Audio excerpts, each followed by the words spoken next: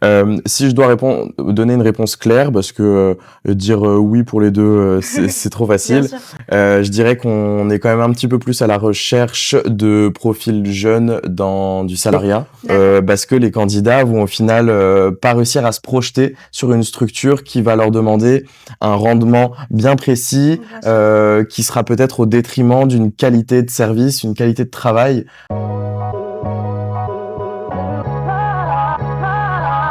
Bonjour à tous, bonjour Martin.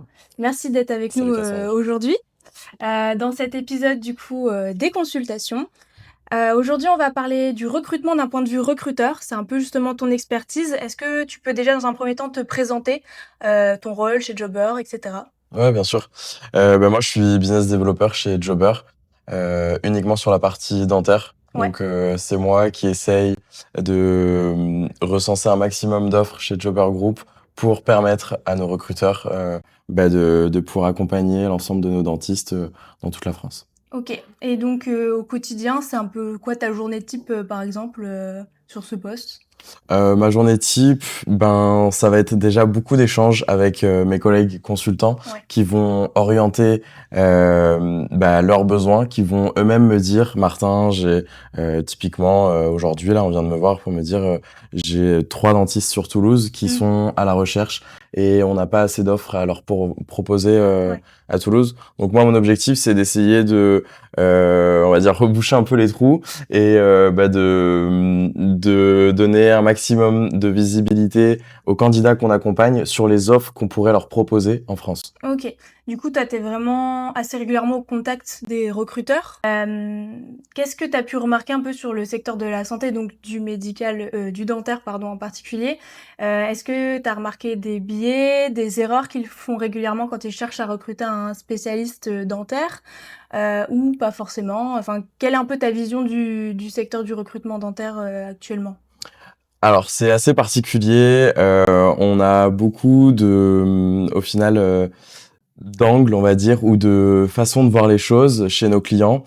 Il y en a beaucoup qui veulent avoir des gens qui sortent d'études Mm. pour pouvoir les former directement eux-mêmes, pouvoir leur apprendre des méthodes de travail bien précises. Et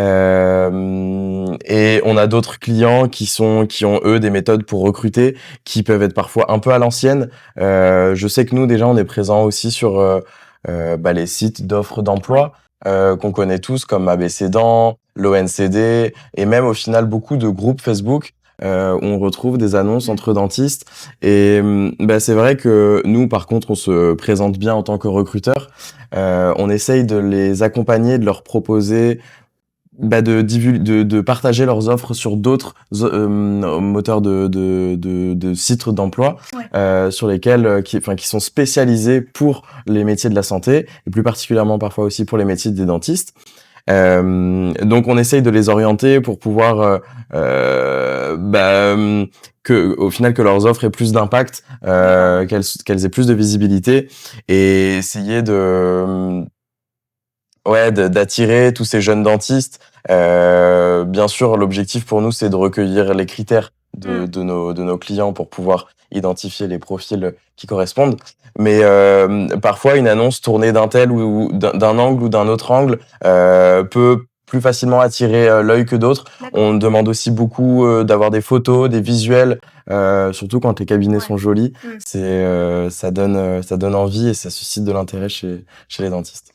Tu me disais que c'était particulièrement parce qu'ils étaient à la recherche de jeunes dentistes.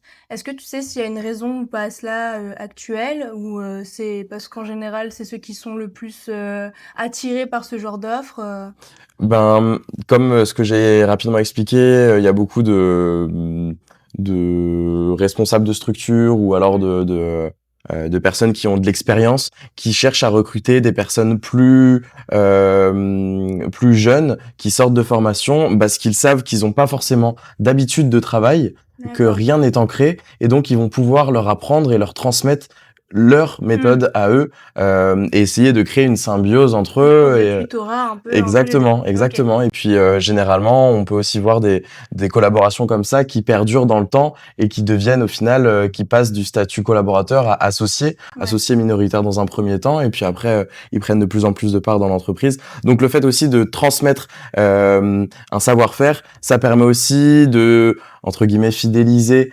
Mmh. bon fidéliser avec des pincettes hein, bien Ouais, sûr, bien sûr. mais de créer une relation au final entre dentistes et de poursuivre cette collaboration le plus loin possible, quoi. D'accord, OK, très bien.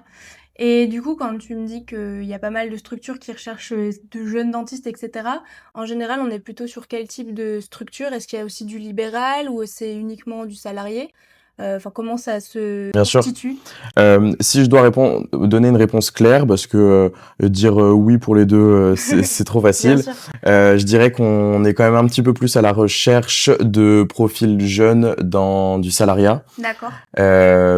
Notamment parce que c'est aussi la volonté des jeunes diplômés de OK. commencer leur carrière par du salariat.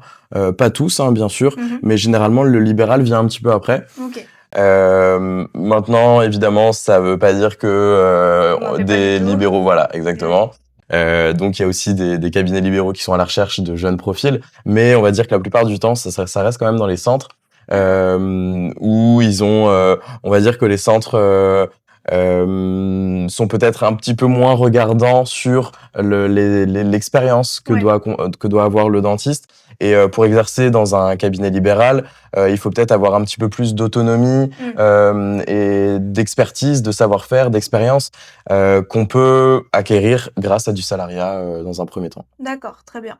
Et du coup, ben, quand une de ces structures te contacte, en général, pourquoi ils le font? Ça veut dire qu'ils ont du mal à recruter, eux, de leur côté? Enfin, qu'est-ce que Jobber vient leur apporter dans ce recrutement? Voilà, pourquoi ils viennent faire appel à nous, en fait, aujourd'hui, tout simplement, quoi? Bah alors, très bonne question. La première raison, c'est tout simplement la plus simple, c'est parce qu'ils n'arrivent pas à trouver. Ouais. Voilà.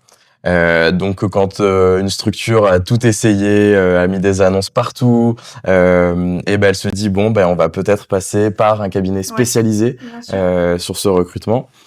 Et donc ils font appel à nous. Donc là je suis très content Bien sûr, parce ouais. que évidemment qu'on a des cartes à jouer et que quand une structure peine à recruter depuis plusieurs mois un profil, c'est tout dans mon intérêt de lui prouver qu'on va pouvoir l'accompagner. Mmh. Et en plus, ce qui est intéressant pour lui, c'est qu'on est au succès. Donc Ouais. voilà, ça c'est l'avantage pour lui. Sinon, je vais dire que il y en a beaucoup qui veulent s'enlever cette tâche fastidieuse. C'est pas leur travail, ils Bien sont pas sûr. recruteurs. Mmh. Encore plus quand on parle de libéraux où ils ont déjà toute la paperasse, tout le Ouais. côté administratif à gérer, parfois la comptabilité, voilà, tout. Parfois il y a rien qui est externalisé et tout est géré par eux-mêmes. Donc si en plus on ajoute à ça le recrutement, trier les Bien compliqué. CV, ouais, complètement. Ça devient compliqué et ils ont pas forcément le temps. Donc ils font appel à des cabinets comme nous qui, en final, on est spécialisé sur ce recrutement. Donc Ouais. on peut les accompagner et les aiguiller tant sur la partie administrative, rédaction de contrat. Mmh. Il y en a qui peuvent autant salarier que prendre en collaborateur en libéral. Donc on leur explique les bienfaits, ce qui ne pourrait pas aller. Enfin voilà, on essaye d'aller vraiment dans tous les détails et de les Mmh. accompagner sur tous les aspects pour que ça soit simplifié et facilité. Et moi, j'ai tendance à dire que s'ils font appel à un cabinet de recrutement aussi, c'est pour tout ça, Ouais. pour avoir une aide, un accompagnement et aussi avoir des profils qui n'auraient peut-être pas avec leurs simples annonces. Ouais, Voilà. d'accord. Parce que, est-ce que toi, du coup, tu as pu identifier en travaillant avec ces structures, des mauvaises habitudes qu'elles pouvaient avoir dans leur recrutement? Après, comme tu l'expliquais, c'est pas leur métier premier, donc c'est aussi normal, que parfois, ça soit pas fait, on va dire, de la manière la plus correcte pour attirer des nouveaux praticiens et cetera. Est-ce que tu as remarqué un peu des biais comme ça ou pas forcément ou? Ouais, ouais, oui, complètement. Ça m'arrive assez souvent de voir que dans les offres, on puisse parler, par exemple, de chiffre d'affaires, Ouais. on puisse aborder des dimensions qui puissent freiner certains C'est ça, praticiens ouais. où ils vont se sentir, en fait, on va les mettre dans un centre ou dans un cabinet où on va les attendre au tournant, on va les attendre sur un certain chiffre d'affaires et voilà, ça va plus être un flux de patientèle qui est demandé plutôt qu'une qualité de soins et Ouais. d'accompagnement. Et moi, je pense que c'est ce qui peut tuer certaines annonces, c'est ce qui peut freiner le recrutement pour certaines structures parce que les candidats vont au final pas réussir à se projeter sur une structure qui va leur demander un rendement bien précis, Bien sûr. qui sera peut-être au détriment d'une qualité de service, une qualité de travail.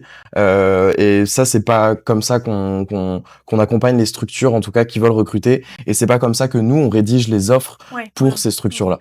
Oui, du coup, c'est ce que j'allais demander par la suite. Nous, on a vraiment ce système après d'accompagnement sur la rédaction des offres, sur mieux présenter la structure. C'est bien ça, en fait. En gros, on joue un peu Exactement. aussi un rôle de communicant vis-à-vis de la structure, en fait, au final. Exactement. Ok, super. Exactement. Le but, c'est on reste bien sûr honnête et transparent. On Ouais, bien sûr. vend au mieux la structure Ouais, en ouais. apportant les bienfaits, voilà, les accommodités qu'il pourrait y avoir autour, les avantages que propose la structure. Parfois, on peut avoir un logement sur place en plus. Ouais. On peut avoir une garde pour les enfants juste à côté ou voilà des commerces aux alentours.